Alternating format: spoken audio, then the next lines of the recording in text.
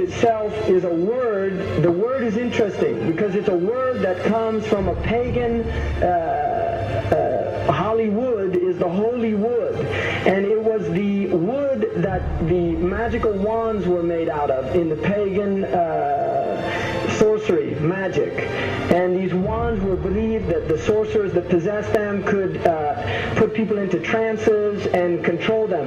This is part of, this is symbolic, but it's also important to understand that part of what Hollywood literally does is it puts people into trances. It's a dream state. They call it the dream machine in the United States.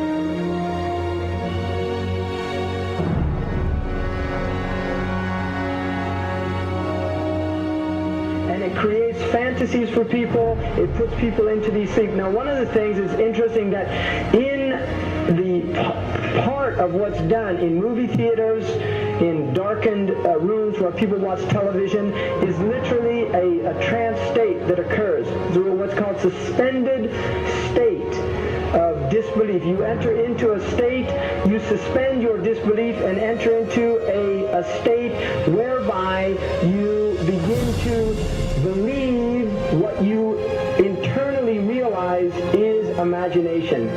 It's falsehood. Films are magic. It's just magic. You go and you watch these things and people get caught up in them. People cry during films, all this catharsis that takes place in these things. Many of the films, and this is an important element in the control mechanism, is literally allow people to go and have certain type of catharsis as a purging experience, which Aristotle talks about the necessary element. One of the necessary elements of tragedy is to create this cathartic experience. And this is why a lot of the films, especially also news and things like this is why news is very important in this culture. Everybody watches the news. They have this tragic, cathartic experience of watching the tragedies of others and then feeling safe and complacent in their own experience of this suspended state of illusory well-being. So these are very intricate and sophisticated methods. Now, I think it's dangerous, although there are elements, that there's concerted efforts that take place, there's also a lot of people that have similar worldviews that aren't necessarily working together in concerted efforts.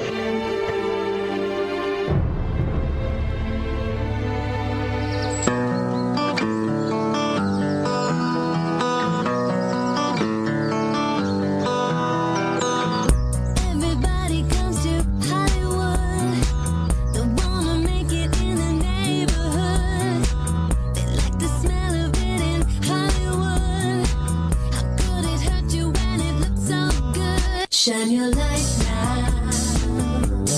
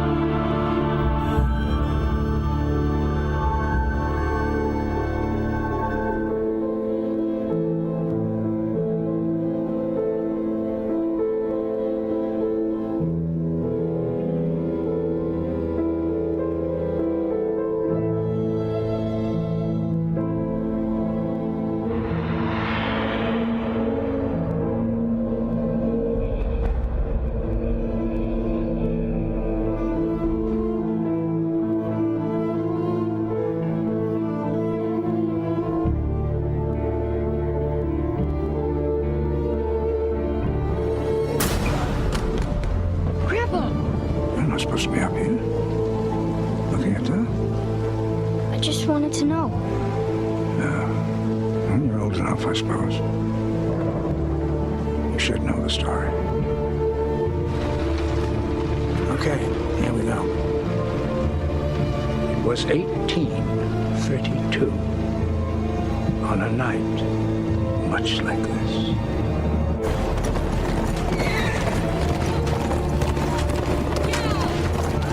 Charles Carroll was the last surviving signer of the Declaration of Independence. He was also a member of a secret society known as the Masons, and he knew he was dying. He woke up his stable boy in the middle of the night and ordered him to take him to the White House to see Andrew Jackson, because it was urgent that he speak to the president.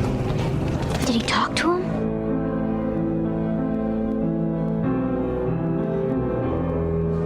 No, he never got the chance. The president wasn't there that night. But Charles Carroll had a secret. So he took into his confidence the one person he could, my grandfather's grandfather, Thomas Gates. What was the secret? A treasure. A treasure beyond all imagining.